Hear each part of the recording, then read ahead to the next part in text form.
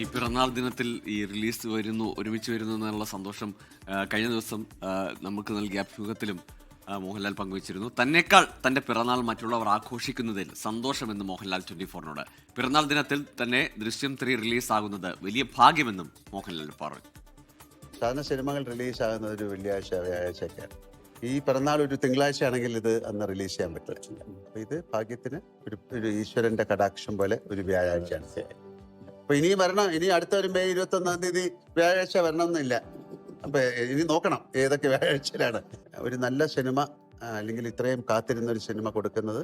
തീർച്ചയായിട്ടും അത് ആ ഒരു ബർത്ത്ഡേ എന്ന് പറയുന്നത് ആഘോഷിക്കപ്പെടുന്ന, അതുകൊണ്ടല്ല അങ്ങനെ ബർത്ത്ഡേ ആഘോഷിക്കാത്ത ഒരുപാട് പേരുണ്ട്. നമ്മളെക്കാട്ടിലും എൻ്റെ ബർത്ത്ഡേ വേറെ ഒരുപാട് പേര് ആഘോഷിക്കുന്നുണ്ട്. അപ്പൊ ആഘോഷങ്ങളുടെ അപ്പൊ അതിന്റെ ഭാഗമാകാൻ ഈ സിനിമയ്ക്ക് സാധിച്ചത് വലിയ കാര്യം, അതിന്റെ ഭാഗമാകാൻ എനിക്ക് സാധിച്ചത് വലിയ കാര്യം.